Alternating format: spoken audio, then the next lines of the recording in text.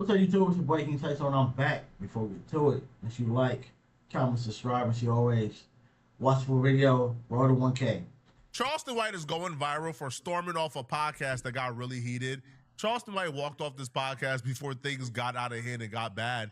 This conversation got really frustrating for Charleston White because he essentially met people who were more ignorant than him. Before we get the video started, this pretty money easy using cost. This is not a competition. This is This not a is competition. I'm not banning with no black man that got a problem with his baby mama. You hate your baby mama. She hates you. How we gonna get together and the two people who made a seed can't even come together? I don't trust you. All right, so what you think we need to do as a community?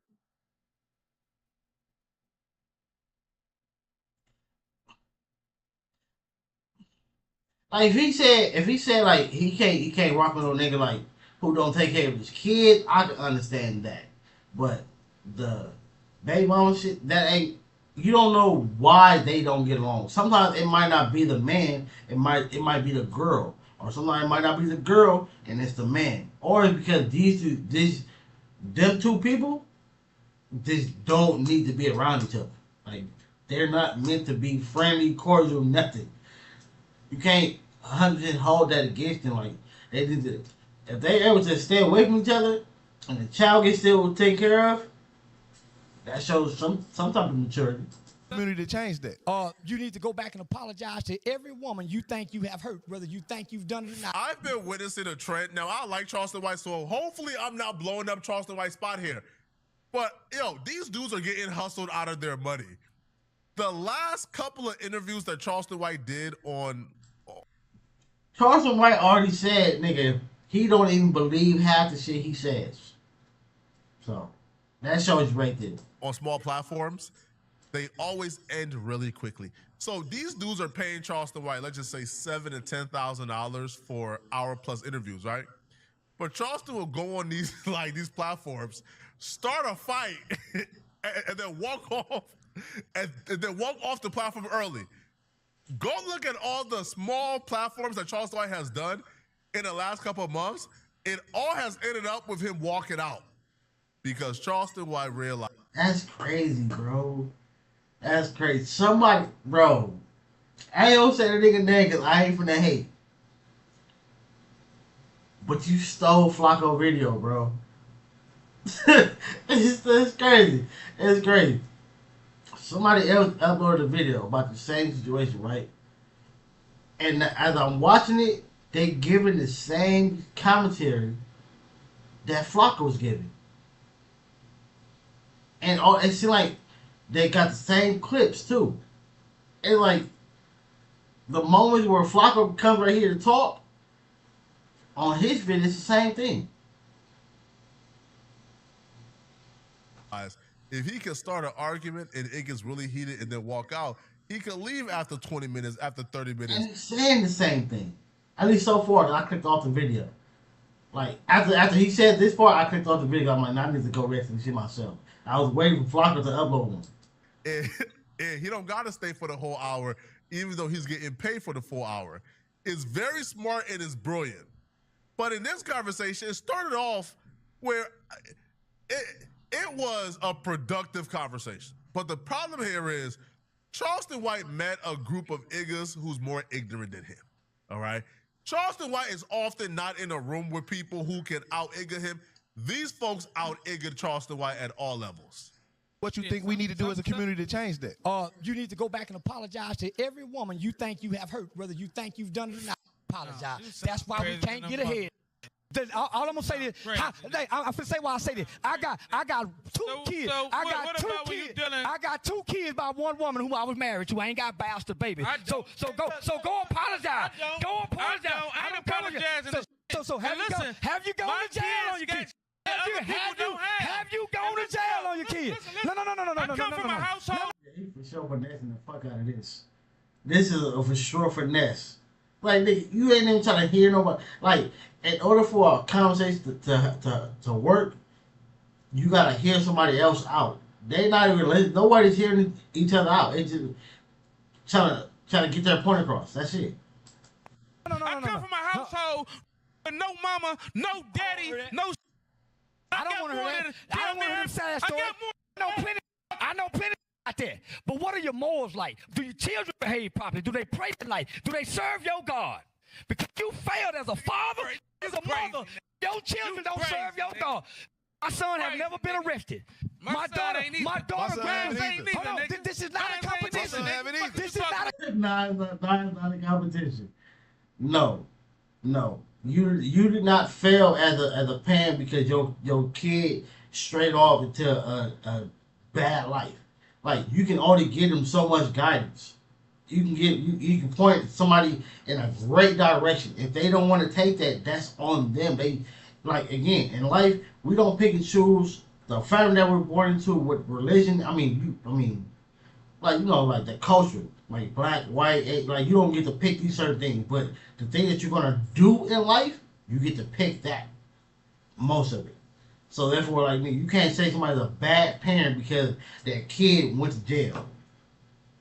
My mom never told me like to be bad or nigga. I remember getting my ass whooped plenty of times. The nigga still ended up doing something and I went to jail.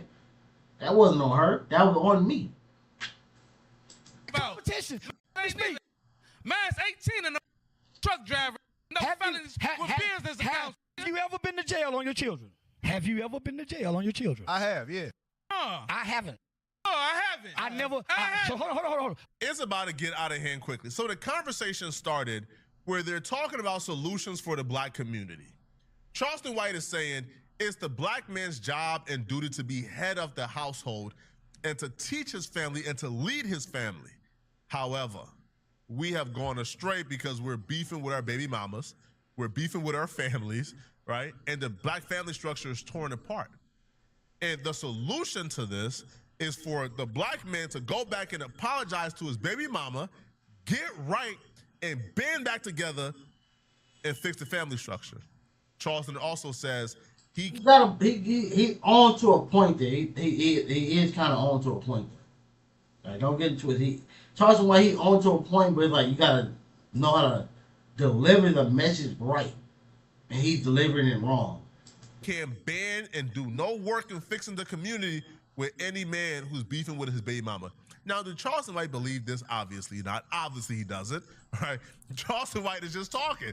But the message is correct, though, right? Like, the black family structure is crucial and at the center of, all of our problems, right? Now, they get on this conversation. What I think happened is before this interview. That's why I said it's part of the product of the game. You go home, right, and you get your household good, right? Everybody's household is good. Is that still gonna make you wanna be able to work with the next person? No.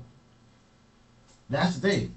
Like, because my household is good, your house is good, does not mean that, all right, hey, I see you got your shit on good. Let's party together. Let's work together. It don't work like that, bro. It's either you gonna work with this person or you're not. What's going on in their household is their personal thing. That's like with jobs. Jobs would do that, like corporate jobs. They say you got a corporate job, right? You a CEO of some shit, and then you buying P2s. These motherfuckers, they'll want to fire you because of that. Like, nigga, that had nothing to do with you. They got nothing to do with you, brother. My job is my job. My personal life is my personal life. With Charleston White. Dude probably told his homies, man, Charleston White be rowdy, but I ain't gonna let him, out muscle me and out talk me. When he get loud, I'm gonna get loud too. And that's exactly what we saw. Again, this was a productive conversation with a positive message, but once Charleston White starts getting loud, Buddy stood up too and started getting loud. The dude at the edge of the table, his job during his interview was he didn't want to look soft when these clips go out. He didn't want to look like Charleston White came into my city and out-talked me in my city. So this just felt like war instead of a productive conversation. And once it starts going left, it was just derailed completely. And what he should have did is this. If you're trying to have a productive conversation with somebody, if somebody wants to be rowdy and loud talking, let them talk and then end it. Like, I was like, look, if I'm trying to have a productive conversation with somebody, and all you want to do is over talk me, talk loud, yelling and all this shit, as soon as you're done talking, or in the midst of you talking, I'm gonna just end it. All right, thank you. Have a good day. Why you leave it? Because we're not having a conversation. You don't want to hear my point. I can hear your point, but when I kind of like respond to your point, you don't want to hear it. That's not a productive conversation. You can basically, like, I guess, give somebody a bigger blow to their bullshit by you still being a man. Like, you want to be a kid and yell and scream and loud talk and over talk. That's kid shit. And we're trying to have a productive conversation, and especially about our culture, we need to both get our points across, and we both need to be heard. That's a real conversation. That's how we get to the real bottom of shit. By having a real conversation. You say your point, I hear you out. I say my point, you hear me out, and then we see if we can agree on something. It couldn't come back to the center, right? Like, honestly, right? Even when Charleston White was like, hey, listen, man, my child ain't never cussed. That's because I was in my kid's life, and I was cool with my baby mama. Buddy starts, yeah, nah, me too. Me too, what you say? Nah, me too. That's probably mean you never cussed in front of your kid. That's what that means. What? That don't mean, like, I see for it, right? When my mom was alive, my mom didn't cheat. I've never seen her day in my life smoke, right? So therefore, I had no reason to be smoking in front of her, or to end up smoking. But I ended up smoking, and I still gave her the respect when she came to my room to put it down, to put it out. That's respect. I could have just kept going. I'm grown. She's grown. I'm smoking. No. Again, a person is going to do what they end up doing, no matter how much guidance you give them. You can never cuss in front of a kid, and they still end up learning cuss words because they're learning from the outside. It was like, all right, man. This conversation is, at this point, once it starts going here, we just watching at this point for the train wreck in a car crash. We're not watching to listen anymore. This is not a competition. I'm just asking questions because I'm a day one father. I didn't make bastard babies, for one. That's a curse that you put upon your children that the white man has nothing to do with. You curse your children having children out of wedlock. So I'm going to say this. I'm a day one daddy. My children don't know what it's like not to be in the house with their father. They was raised by me, live with me. If you ain't done that, it's hard to talk to you, brothers, because you're getting offensive about what I'm saying rather than receiving. Not with me, cause no. It ain't about what. It ain't about what you, because you still looking in the past. You just say, I know. Come down to some can't be corrected. Some bitches can't be corrected, nigga. It ain't about it's about what you done wrong to the didn't do wrong to you first. How you know? You showed up. You showed up based off what you just said. Based off what you just said. You just said you were with no mother. You can't correct the. This ain't got nothing to do with I'm talking about us, black men. Take the eyes off you said you showed up already with no mama, so how you gonna love her and you ain't get love from mama? Which is that don't mean nothing, bro. Sorry to keep pausing, but that don't mean nothing. And sometimes it does. Sometimes it does, like you don't know how to give love because you never received love. Sometimes that shit does play a part in certain people. And sometimes because you didn't get something when it's there, it's like, all right, you didn't get love, say for him, right? You didn't get love from your mom. But you've seen examples of it either in TV, in movies, in shows, or in your friend's life. You've seen what it's like to be loved by a parent. So therefore, when you become a parent, or when you get this woman, you give her the love that you didn't receive. Like most of us men, we're fatherless kids, right? So therefore, you would think, oh, you don't know, you wasn't raised by your dad, so therefore you don't know how to be a dad. Yes, I do, because I have many examples in it within my uncles and within my cousins that are currently dads. Everybody's different, but and again, you can't judge a Breedwise cover and just because one or 1,500 people is a certain way because of a certain situation. It's not meaning other 1,000 motherfuckers are going to be the same way because of that same situation. Everybody's different. It's like you have people who grew up in the hood who don't start banging. You have people who do. You have people who don't. First teacher. Mama is the first teacher. So if you don't get love and nurture from mama, you go misuse and abuse her because you sure don't know how to use a woman, black man. That's your opinion. It's not my opinion. That's your opinion. Hey, man, I don't want to argue. Next question. Let's change the subject. I would book the talk. Listen, I would book the talk. I booked you. I booked you. A lot of podcasts make the mistake of over-talking their guests because they want to be seen. Why have the guest here if you want to do all the talking? The content comes from me asking the question, boom, get out your feelings. It's for them. It's for them. But I watch. Got a point on that one. On the podcast where he got a point. You did book this man. Let him talk. Get your clips, buddy. From the streets. This ain't their lane. Because you have to ask, then listen. See, you lose your... And brother, like you said, don't take what he's saying personal like to you. This is what he's saying is to the people watching. You paid this man for him to come talk to the camera. Let him talk to the camera. Advertiser, man, bunch of black men done got angry. This video just lost its sting. Charleston White has a decent message that is half correct because you can't tell me that the man is 100% wrong all the time. But I do understand the message, which is, hey, bruh, if it's a petty disagreement, put your pride to the side, man. Even if she's wrong, apologize, man. So in that regards, I understand, you should thrive to be emotionally mature to where you can put the kid before your own feelings.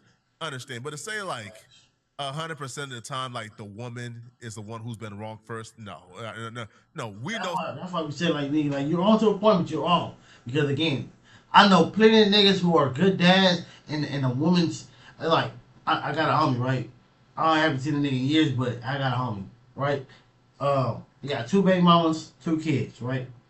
Because he chose to be, he didn't want to be with the first baby mama, and he chose to be with the second baby mama. The first baby mama didn't allow him to see his kid.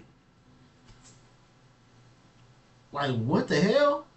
Like, that would be wrong right there. Should he have had 2 baby mamas? No, but she shouldn't be using her kid as a pawn to make this nigga feel something because he don't want to be with her. Again, and then it's also men, because I've dated a girl. She got a baby. So therefore, she has a baby daddy. When me and her not together, this nigga's a complete a-hole. He's not no type of father. Soon she gets to any man's life, whether it's me or somebody else, all of a sudden this man want to be a dad. All of a sudden, I want my family back. He want to start answering and picking up the kid on time and doing shit right. This so she can get gullible enough to think that, hey, I can get my family dynamic back. And then she falls for it, and then it crumbles every time because it's not real. He's only doing that shit just to be petty. Some good men who's been wrong first, right? Like who did everything right and the woman is just tripping. So in that regard, yes. But when Charleston White is talking, they kept on interjecting. Now, this is where I do agree with Charleston White halfway. Now, I've seen interviews, like, for example, with Say Cheese, where Say Cheese is just responding back and rebuttaling, and Charleston White gets pissed. Or even with the Loon conversation, where Charleston White is talking to Loon. Now, Loon is giving him room to talk, but he is rebutting things he don't agree with. And Charleston White gets pissed and threatened and walks off. And I think he don't like that. He want to be he want to be the only one that had to want the loud talk and to be right. And there's also a finesse. I'm gonna argue with you so much that where you gonna make me walk off. No, nigga. So like they would have to put it into the contract where you cannot get your full payment if we do not make this full hour. Like you walk off, you do not get paid. And them type of interviews, he probably not gonna sign because he know he can't finesse that. On an interview, he does walk off as well, right? Because he don't want to be challenged. Now, in those interviews, I had a problem with it because it's a conversation, right? You're here to have a conversation. With this podcast, I kind of understand. They asked Charleston White a question. Charleston White now he does go off on a tangent, but he was in the middle of making a point. And they kept on interjecting, and he expressed, hey, this is frustrating. Let me get off my point, and let me speak, and then respond. In this regard, I do think they interjected a tad bit too much, But like Charleston, like, do have to understand, like, bro, like if you're on a podcast, homie, like you can't go off on a 10-minute tangent and then get upset when they interrupt you at the 9-minute mark. All right, bro, you've talked enough. You are supposed to talk the most, but it's a podcast instead of an interview. DJ Vlad is an interview. These dudes invited you on their podcast for y'all to have a conversation, and a conversation is a two-way street, so I do understand in that regard. This men can't realize that to put out what you put in her. Stop putting so much dick in her. Watch her behave properly. Give her some proper instructions. Give her some game. Show her how to heal her hurt with her mama. Don't put your hurt and her hurt together and y'all trauma bond to end up hurting one another and working against your children based on how y'all feel about each other. But let me say something to you. You prejudge some of us. I'm not prejudging. I don't know y'all. Hold on, I don't know y'all. You stereotype some of us. I'm not stereotype. I'm saying me. But let me speak. Let me speak. I don't want her. Nigga said, I don't wanna. Nigga. Like, what the hell? So this is why I don't do podcasts with black men. Because you want to tit for tat me rather than moving to the next question. I ain't tit for tat you. I'm trying to get some game. No. You attack me by saying I prejudge, and I'm saying, homie, I don't know y'all to prejudge. But what you said was a very prejudgmental statement about black men. Well, because most black men are not in the homes. Exactly. You perceived us to be those type of black men. No. I asked questions. I didn't perceive. I asked questions. I said, who been? Have you? I never perceived anything. I specifically asked questions because I know how to communicate in this form. Okay, so if that is the case, you didn't give us a chance to clarify that we're not those type of men you talk about. I never said you were. That's why I asked specifically. He said he wasn't. You said you did. Have you been to prison? Yeah. He said no. I did give you a chance. I'm speaking of before that. When you talking about people, kids. I never said y'all kids. Our children. I said black men. I didn't say y'all. 73% of households. 73% of households. You didn't say yes. I didn't attack y'all. He took it as that. 73. I'm talking. He got a point though, but it's the only thing is, Charleston for Charleston is like, nigga, when they try to, like, or you say he asked a question, when they try to answer the question, you're loud talking and still like going on while they're answering. Like, nigga, ask the question, let them answer, and then you respond to their answer. You were just going. Hey, no, going. No, I don't. Go. Like, nigga. Statistics without saying numbers. 73% of households are headed by a single mother. 80% of kids, father names is not on an emergency contact in school. I can keep going on, homie. So it's not y'all. I said us as a whole. So, again, us as a whole, because it's about changing the narrative. We don't want to keep perpetuating. It's not about changing a narrative. How it ain't? It's about you don't want it to be changed? No. Narrative. It's about changing the man in the mirror. I didn't look at a narrative. I went in the mirror. I walked back from the mirror, fixing what I needed to fix. I became the change I wanted to see. I looked around in the house. I didn't say nothing to the kids. I started fixing what needed to be fixed. I started cleaning up. I started focusing on me. And as I got me better, my house got better. And what I'm telling you, at the point in life that all of us are not a narrative. we're at that. It's about self-improvement. From within. We're at that page. So we're I'm not at saying that page, you're and we're not, on brother. self-improvement. I'm not saying you're not. I'm not saying you're not. He didn't let him finish yet. Charleston White Scary has left the building. Let him leave. There you go, bro. All right, Charleston White done finessed y'all out y'all money, man. Y'all should have ran after. Hey, Charleston, we paid you for an hour, bro. You can't do this. Y'all just sat there too and watch him walk off. Yo, you think Charleston White wanted to do an hour podcast with a podcast where the podcast table is a pool table and y'all got water bottles in the y'all Shit, to me that was a cold little setup. I ain't gonna lie. I like this shit. This shit is hard to me. It's probably like a little too much. Like, this shit is like, it do look a little clustered. Like the room, the pool table, men like pool tables, bro. This shit cool to me. and y'all got water bottles in the y'all yo, Charleston finessed y'all, man. Bro, go back and watch the other podcasts where Charleston White does interviews with smaller platforms. It always ends up in a walkout. before that hour mark, man, right? Because Charleston White don't want to be there, man. Y'all let me know in the comment section what y'all think about this, man. I think it's crazy to finesse people, and then I feel like if you have a good point, you have good facts or good like a good points to make about a certain subject, especially with fixing the black culture or fixing the household, finish the conversation. Don't walk off. Don't over talk. This have the conversation, bro, because it's needed, bro. It's needed. We need something that's gonna drastically change men to do what he said. Like nigga, if you have a baby mama, nigga, you need to try your best to make it work before you walk away from her. Especially if she really ain't. Let's say she ain't, stabbing in the back. She's being loyal. She ain't getting crushed by none of your homies. Like she ain't doing nothing wrong. Nigga, go make it work. Stop crushing all these other girls and making more baby mamas. Sticking with her, especially when nigga like me. Nigga who don't have a baby mama, nigga, because you niggas are fucking all over. Damn.